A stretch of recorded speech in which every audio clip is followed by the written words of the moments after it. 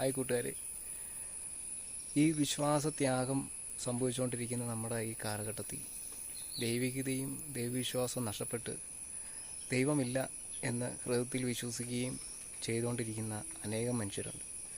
അപ്പം അതിന് കാരണമെന്ന് വെച്ച് കഴിഞ്ഞാൽ കർത്താവ് തന്നെ പറഞ്ഞിട്ടുണ്ട്, യുക്തി കൊണ്ടോ ബുദ്ധി കൊണ്ടോ ദൈവത്തെ അന്വേഷിച്ച ദൈവം വെളിപ്പെടുത്തത്തില്ല.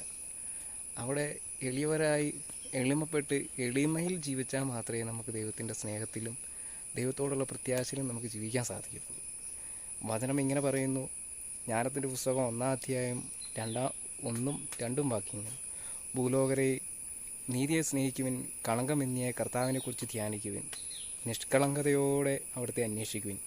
അവിടുത്തെ പരീക്ഷിക്കാത്തവർ അവിടുത്തെ കണ്ടെത്തുന്നു, അവിടുത്തെ അവിശ്വസിക്കാത്തവർക്ക് അവിടുന്ന് തന്നെ വെളിപ്പെടുത്തുന്നു. അപ്പം ബുദ്ധി കൊണ്ടും യുക്തി കൊണ്ടും ദൈവത്തെ നമുക്ക് അനുഭവിച്ചറിയാനായിട്ട് സാധിക്കത്തില്ല.